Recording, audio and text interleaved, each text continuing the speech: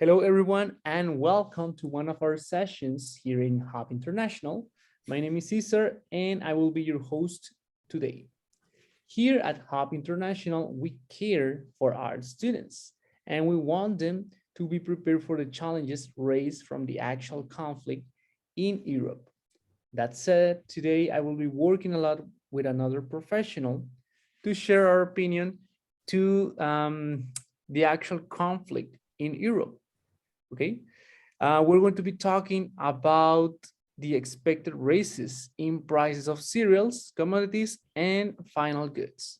Before we start with this small conversation, I would like to introduce myself a little bit and my companion also. In my case, I have a master's degree in biotechnology and some experience in facilities. For my companion, I would like to introduce to Jose Antonio, who has been involved most of his professional career in international as well as national companies such as Pachoco, Purina, Golden Foods, and Regal Springs. His professional development is related to procurement and supply chain in and out of Mexico. Jose, thanks for accepting our invitation. And for our topic, we want to focus on how this international conflict will be affecting the local market here in Mexico. And according to your professional opinion, what do you think that we can expect? Cesar, good night, and thank you for the invitation. It's my honor to be here with you and your audience. And well, as you mentioned, I have worked in Cargill, Bachoco, Regal Springs, so I have a little bit experience on the procurement side and the supply chain process. And well, I hold a bachelor degree in administration and a master degree in logistic international. So I think that I can give you a good opinion for you and your students. Yeah, I'm really I'm really sure that you're going to be a really good, here in this conversation. Your experience is going to help us a lot to understand this situation. Yeah. Well, let me tell you that this is a very sad situation in the world, you know. Yeah, you're right on that. The Ukraine conflict with Russia is affecting all over the world. So now, as you mentioned, the procurement process is going to be very tough. The aftermath of this situation is going to cause that the prices are going to be higher than yesterday, than the last month, than the last year. In historical basis, I think that we will not see any more that kind of prices. I think that the prices that we are going to expect now in all the commodities are going to be like 20% more than the historical basis. Oh my God, that's a lot of, I mean, the race is incredible. I mean, if you're speaking or if you're comparing these ones, the difference is huge, you know? I mean, you're talking right now about like a landmark in this situation. I think it's going to pass to history, you know? Yeah, Cesar, and well, as I told you, this is a terrible situation. Yeah. Not only for the feed, even for the food industry.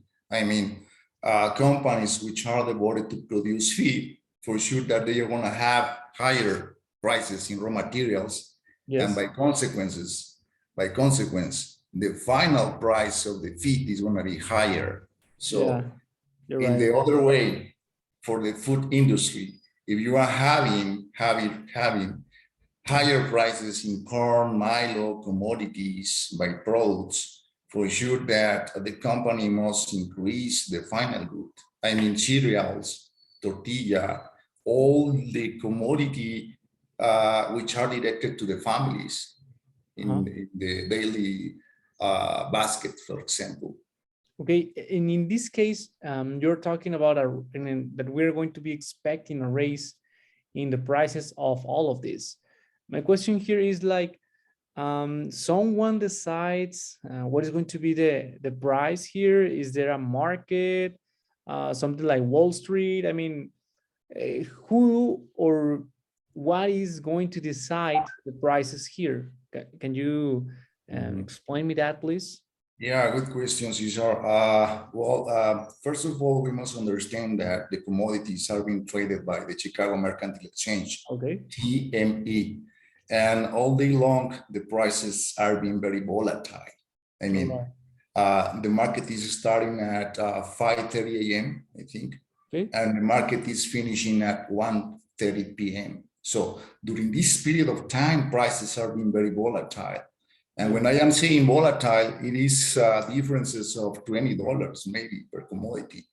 And it is very unbelievable to see that the corn today maybe is costing $200 and in the evening is gonna cost maybe $20 higher. So So this sorry. is So it's incredible. like, for example, a roller coaster. It's going up, down. Maybe it's staying in a place and changing again. So we couldn't make like this comparison, right? Right, you are correct. And let me tell you something. The problem is not only for human consumption, it's for the feed industry. I mean, Bachoco, Pilgrims, Tyson, all the companies which are devoted to produce feed for human beings, Hmm. animals for human beings, you feed Yeah, for yeah, food. Uh, yeah. and Yeah. in this case, all these companies, I think that they are having a big hunger today because they need to make a plan how they are gonna price or how are they are gonna work with the pricing department to fix the prices and to Yeah. find some kind of risk management tools to fix the prices. Oh my God. I mean, all of that things that you're saying right now, it only sounds terrible. In this case, I cannot imagine the aftermath of increasing these prices without increasing the salaries. I mean, it's going to be terrible, right? Yeah, right. There is not a kind of, let's say, balance between your salary and Yeah. between the expenses, no? Because the commodities are higher and your salary is the same, for sure that Yes. you're going to have a problem. Then taxes, government laws, all of that is going to be playing against the consumers, right?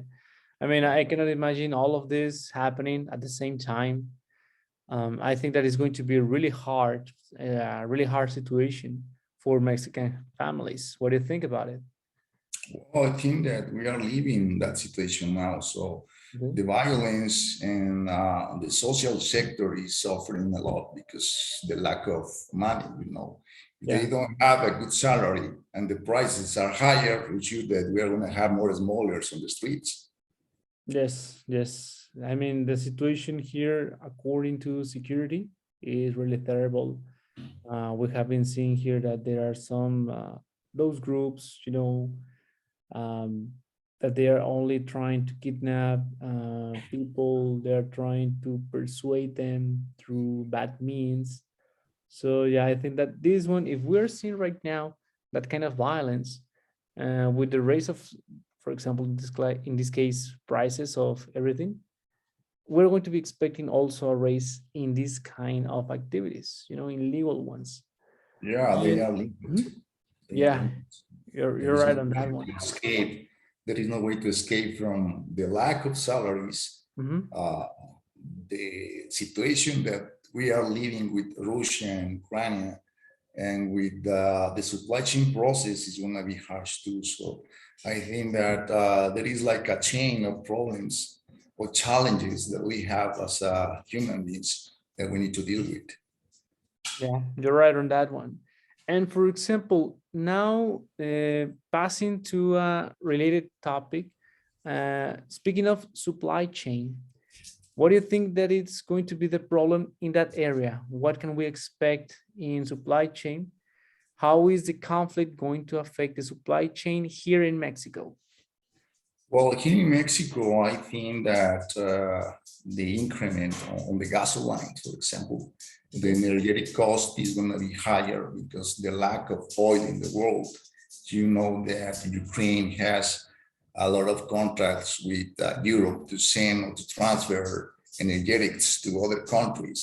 Mhm. And this is causing that effect. I think that Lopez Obrador told maybe last week that Okay. Mexico is not going to suffer a gasoline increment, but Yeah. now we are in 21 pesos. So do you want to increase to 22 to 25? It is Yes. incredible. So anyway, I think that the lack of containers as well as the lack of gasoline is gonna have a very big problem, not only for Mexico, for the world. Because on the other hand, for example, the lead time for the containers, which are being shipped from maybe Asia to Mexico, uh, they were lasting around 60 days in the past. And now, because of the lack of containers, we are seeing times of 90 days maybe. And this is a problem because it is not the way only of the lead time. I think that it is the way that the lack of containers in the Mhm. world, because many companies are, let's say, shutting down activities, and the lack of containers is going to cause the effect that the companies which are needing the raw materials in times, they will not have the raw materials in time. They will have the raw materials on time, out of the time. Mhm. This is going to be a big problem too. Yeah, you're right on that one. I mean, we are in a bottleneck. Um, I don't know how we're going to survive this crisis. It's going to be really tough. I mean, we need to embrace ourselves and prepare for it. Well, I personally think that human Uh-huh. beings are strong, and along this history, they have been deal with many situations like this. Uh-huh. Uh-huh. And I think this is not going to be the exception. I think that we are going to deal with that, and we need to find a way to procure Yeah. all the raw materials to arrive in time, not only to your facility, to the ports, to the warehouses. Mhm. This is the labor of procurement manager. Yeah. And for example, following that idea that you have, considering all of the information that you have been providing during this talk, what do you think is going to be the game plan for a logistics department? How are they going to work during this situation? Yeah, well, it depends on the sectors. Mhm. I cannot say that food and feed industry are the same, but are very similar. And the key of success is that they must work in team, as I told you before. They must work in team with production department, Uh-huh. with the planning process, just to be sure that the customer is going to have in time the raw materials and the final product. Because otherwise, if you don't do this planning process, you are going to fail for sure. So it is going to depend on the sector of the industry. I mean, a company who is devoted to commercialize, to merchandise spare parts, a company who is devoted to commercialize or to do merchandise with feed or food is different. But anyway, the final answer is to work in team. Okay, I see that. I understand. It's going to be a difficult situation, but as you said, basically your recommendation is to work together, um, to stay focused on a specific objective and to work aiming to that. You know. Yes, this is a phrase that I remember by heart that is called that it is not about how hard you can get hit, it is about how hard you can get hit and keep moving forward. Yes, you're right. That's a really good quote that you have there. Excellent one. Well, I think that our time is almost over. So the only thing that I need to say right now is thank you for your time. I know that you're a really important person with a tight schedule. So I would like to thank you for being here, for taking your time to be here. It was really good to have you here, and it was my honor, and it was a pleasure to have you here. Also, sir, the honor was mine, and thank you, and well, have a nice night. Thank you very much. And finally, for the ladies and gentlemen that have been hearing from our conversation, we would like to thank you also for your time, and we expect you to follow us in our next podcast. See you later.